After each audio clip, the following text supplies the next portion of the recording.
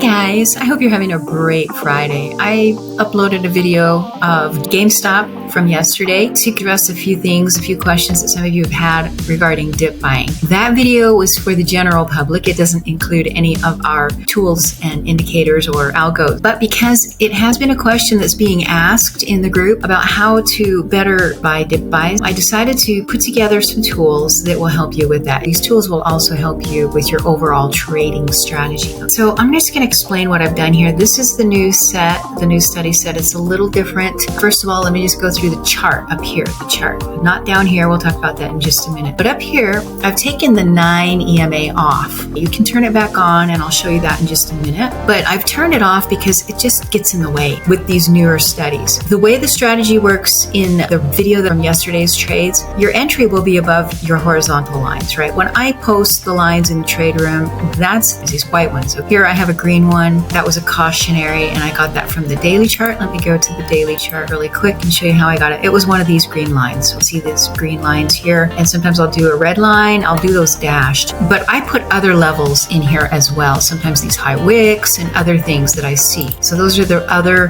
white lines that you'll have on here. And in my case, I made this one bigger, thicker line because I could tell it was going to be a serious level. So I figured that would be the end of the trend. If it could find support up here, then we'd go to the next. Let me see if we have another one. This is the next slightly thicker. It would go from 169 all the way up to 220. So sometimes on my chart, I will do that. When you get really good at identifying levels, you can do stuff like that will help you and see that truly was the end of the trend. This is VERO, stock that we worked with during pre-market. But anyway, back to the chart. So what we have here are a bunch of new arrows. So you've got a couple of new moving averages.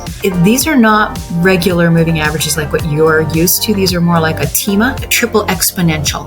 And so they move very, very quickly, but they'll give you some nice scalps and some nice dip buys, some late entries, just a few more entries, because I feel like you guys are frustrated because you're missing some of these potential trades, right? With the previous, just using the 9 EMA. When you see the big green arrow, you can pretty much count on, hey, we're starting a new trend. And you can use the lower indicator down here to confirm that. If the green is above everything, it's a new trend, and you'll probably be pushing through the previous resistance lines or the previous targets. Right here at 6:02 in the morning, my time, mountain time, we had the 200 EMA. We had this target level, which it had already hit over here. So when you have one of these green arrows, most of the time you'll see trend go up to the next line. So that's what we had here, and look, it hit that. Now we're looking, since this was the beginning of the trend, you're going to use the little blue arrows for continuation. Now it's a little tricky with this new set of lines because with these blue arrows, you don't really want to trade below a line. I like to wait for the setup above the target. Now, here we had one close enough. It pierced it, and here we had a green arrow, so trend going to the next target. That's how it works. VERO was a tough one to trade because the range was kind of tight, right? It's frustrating when that's all we have to work with, but reality is that it was all we had to work with today. We did trade again on GameStop. Maybe I'll pull that one up and I'll show you how I was interpreting that one. In general, just talking about the chart here, we've got these two new lines. This light green dash is a 5 TEMA, and the white solid is a 14. And when those lines cross each other, you're going to get this blue arrow. That's what you're looking for. A crossover of these two little lines, right? These two moving averages, that will tell you, hey, you can scalp. You got to be quick. Get in on that candle and make sure you understand what's going on down here. If you're going to continue to use the indicator down here, as long as green is above everything, using the new one. Now, the new one, let me talk about this. I've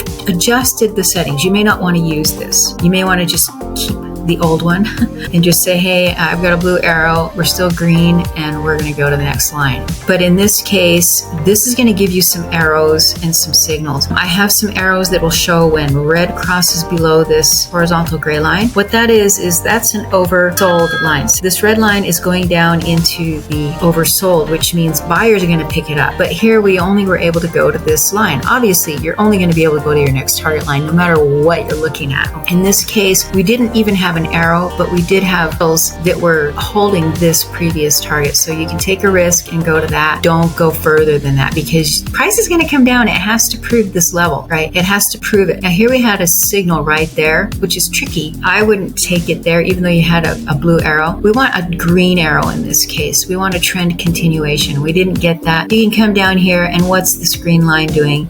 On both of these, green line's trending downward. So you have to be really, really sure what's going on here. When you're taking this backside dip, you're going to ask yourself, where's my support? It's not really going to be this white line because that candle hasn't absolutely said, yes, white line is my new support. It's probably going to be this blue 50 EMA. So, and here we had a signal, and that did work, even though things were red. It's still green on this old one, but you could only go to this previous target, and that makes sense. On the backside, that's what you're going to be looking for. Going to the previous target. You're going to the next line. You're going to be scalping probably. You just look, where's the resistance? Look to the left, where's the resistance? Well, it's everywhere right here. So this isn't a very good signal right here because you're dealing with tons of chop right there. Give yourself some room to move. Right here we have a little bit of room, but it's still sketch, right? Now we come down to the 200, but actually, look what it did. It found this line. This is why I don't rely on the 200. Other traders will. They don't have these levels, but we do.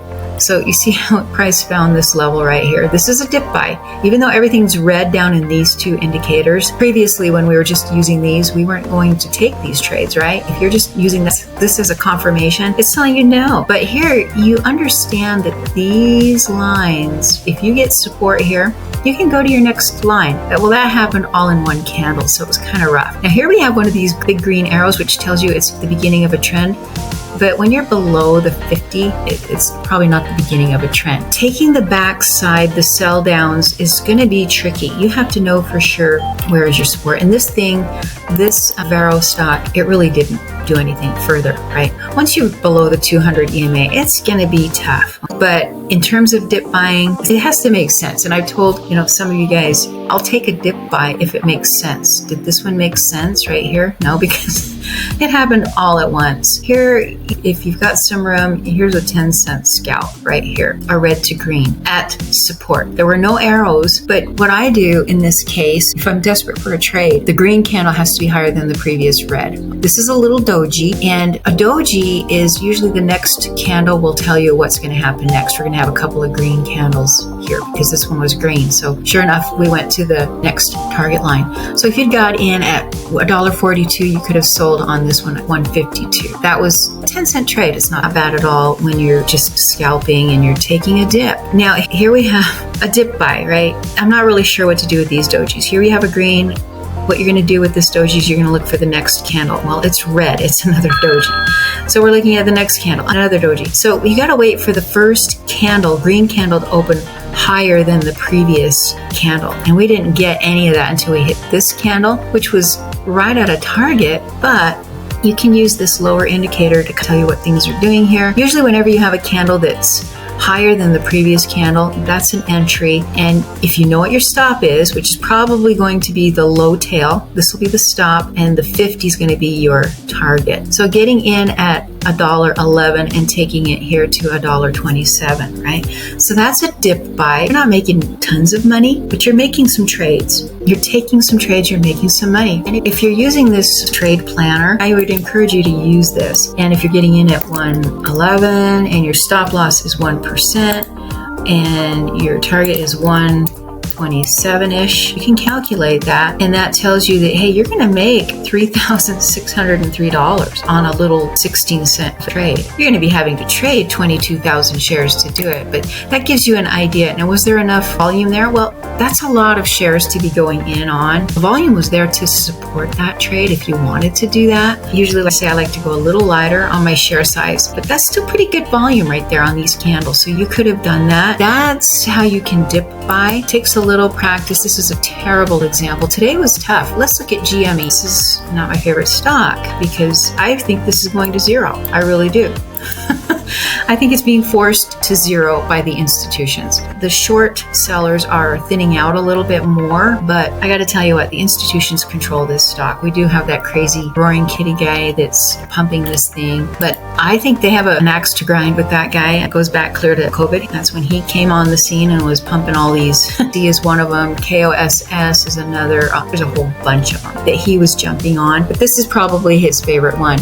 And the reason it went up to $67 yesterday was simply because of him and his followers. He's pumping it in the little trade groups that he works with, and he has lots of people following him, and they're determined. They're YOLOing all the way in. I'm not following his whole logic. I don't like it because I see the bigger picture. I know the institutions are going to keep trying to hammer him down. We can trade these little moves that are going to occur. We're just looking for a setup with range. So we had that. I mentioned that it was dealing with the 50 EMA. And when you got the 50 EMA, then the next level will be at least the 200. In our case, we have some targets that we're looking at, right? We knew that it was going to go for these other targets. And so it did hit 41 and then it went up to 47. In terms of a dip buy, why did this one work? Well, because it found support at our lines. And it was trading these lines very well all day yesterday. So when it hits one of these lines, it's going to react and it's going to move. So let's look at that. It hit here, but it came down to this one. Now it made a higher low and it was finding this one. We knew it was going to start hitting some targets. This target and it hit that target. This one would have been hard to close on because you see these wicks, it just barely tagged it. That would have given you $37 all the way up to anywhere in the 43. So not bad for a really trashy stock. That's my opinion of this. That's my opinion of all those meme stocks. If you really want to get down to it, I'm not kidding you. The institutions have an axe to grind with this so-called roaring kitty guy.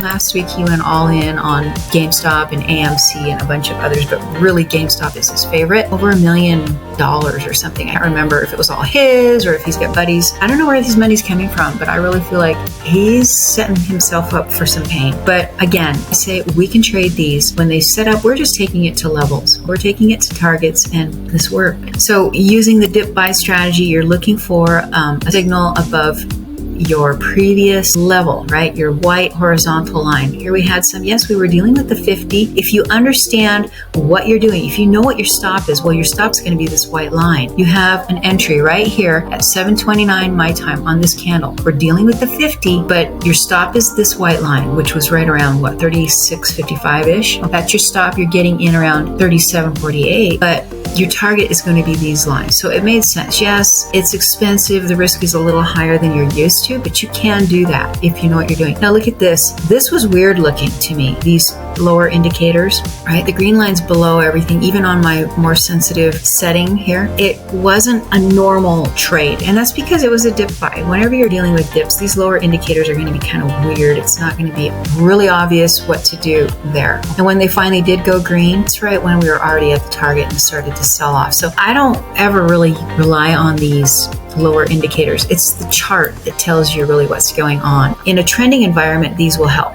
But we weren't trending, right? We were trending down is what we were doing. And so it's going to look crazy because we had been trending down. It's red, dominant red down on these lower indicators. So don't get thrown by that. It doesn't matter which one of these two you're using. Now let me go in and show you how you can turn those on and off depending on which one you're using. I'm going to share this new study set with you, and I'm actually only going to have the old study turned on for you.